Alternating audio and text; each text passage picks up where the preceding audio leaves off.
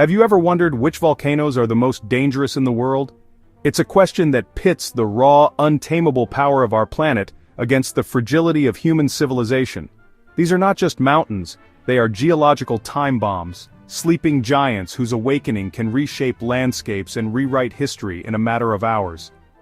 From the Pacific Ring of Fire to the heart of Europe, hundreds of active volcanoes lie in wait. But danger isn't just about the size of the eruption, it's about proximity, population, and the terrifying, unpredictable nature of the beast. Today we're embarking on a global tour of 7 volcanoes that are as fascinating as they are deadly. We'll journey to their slopes, uncover their explosive histories, and understand the science that seeks to predict their next move. Buckle up, because our first stop is a name etched in history. Our journey begins in Italy, with the infamous Mount Vesuvius. Looming over the Bay of Naples, it is perhaps the most iconic volcano on Earth, a picture postcard backdrop for one of Europe's most densely populated regions. But its beauty belies a violent past. In 79 AD, Vesuvius unleashed a cataclysmic Plinian eruption, burying the Roman cities of Pompeii and Herculaneum.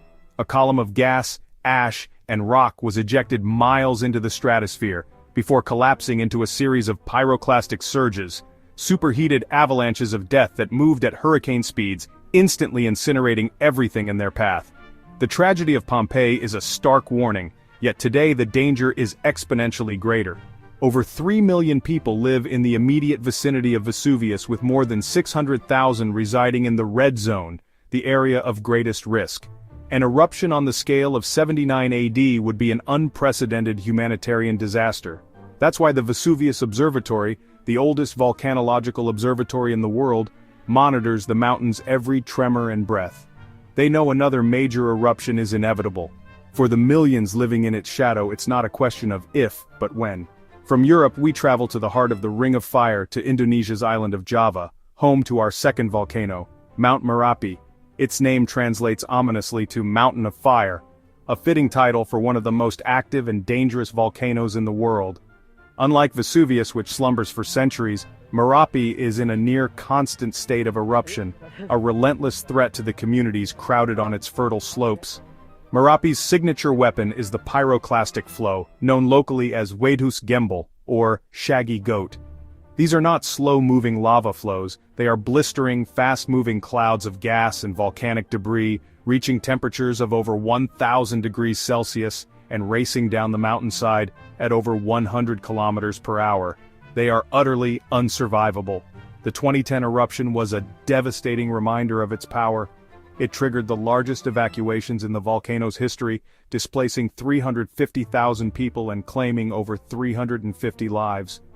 Every rumble from the Mountain of Fire sends a wave of fear through the nearby villages, forcing a constant precarious balance between life and the ever-present threat of death. Our journey begins not with a towering cone but with a vast, steaming landscape in the heart of the United States, the Yellowstone caldera.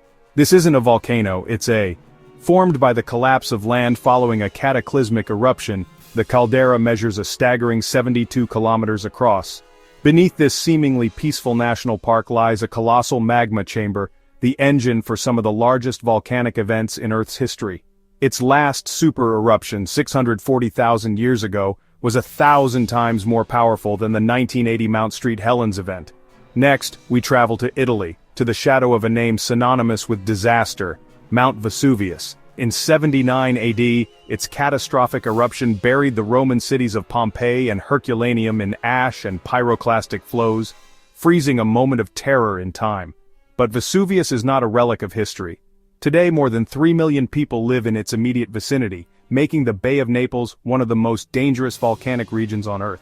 In the Democratic Republic of Congo, Mount Nyiragongo presents a different, faster kind of terror. It's home to the world's largest and most active lava lake, but its true danger lies in the lava's composition. With extremely low silica content, it's incredibly fluid. During the 2002 eruption, rivers of molten rock flowed not like thick syrup, but like water, racing through the city of Goma at up to 60 kilometers per hour, destroying thousands of homes and displacing 400,000 people in a matter of hours. Across the globe in Japan, Sakurajima offers a spectacle of relentless activity. Once an island, a massive 1914 eruption connected it to the mainland. Today, it erupts hundreds of times a year, a constant rumbling neighbor to the city of Kagoshima. Residents have learned to coexist with the volcano. Ash-clearing vehicles patrol the streets and children wear helmets on their way to school. It's a remarkable testament to human adaptation in the face of nature's persistent power. Returning to the United States, Washington's Mount Rainier is a picturesque giant, but it hides a threat of immense scale. The danger here isn't just lava or ash, but water.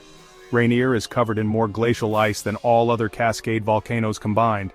An eruption could instantly melt this ice, triggering enormous fast-moving mud flows called lahars. These concrete-like slurries would surge down river valleys, threatening entire communities built on the deposits of ancient lahars. Finally, we return to Italy, to Sicily's magnificent Mount Etna. As Europe's most active volcano, its history is woven into myth and legend, once believed to be the forge of the god Hephaestus.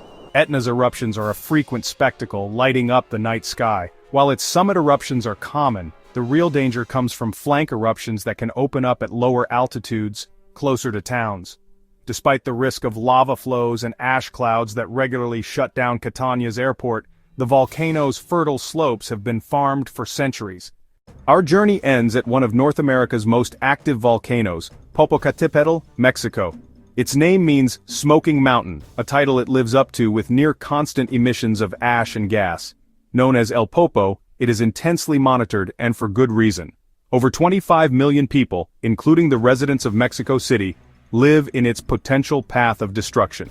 A major eruption could unleash catastrophic pyroclastic flows and lahars, threatening one of the world's largest metropolitan areas. This proximity to danger begs the question, why build civilizations in the shadow of such power? The primary reason is life itself. Volcanic eruptions create exceptionally fertile soil, allowing communities to flourish. The stunning landscapes also create economic opportunity through tourism, while the heat from below can be harnessed for geothermal energy. For many, the connection is also cultural and spiritual, with the volcano woven into their identity and traditions for generations. But not all volcanic threats are towering peaks. Near Naples, Italy lies Campi Flegrei, a sprawling supervolcano caldera. It's a landscape where the ground itself breathes, rising and falling with the pressure of magma below. Over 500,000 people live directly inside this caldera, their homes built atop a sleeping giant whose last major eruption impacted the global climate. The risk here is not from a mountain but from the very ground beneath their feet. Volcanoes are the architects of our world, a testament to the raw power of nature. They are both creators of fertile land and destroyers of civilizations. As we study these geological titans, we walk a fine line between harnessing their gifts and respecting their potential for destruction.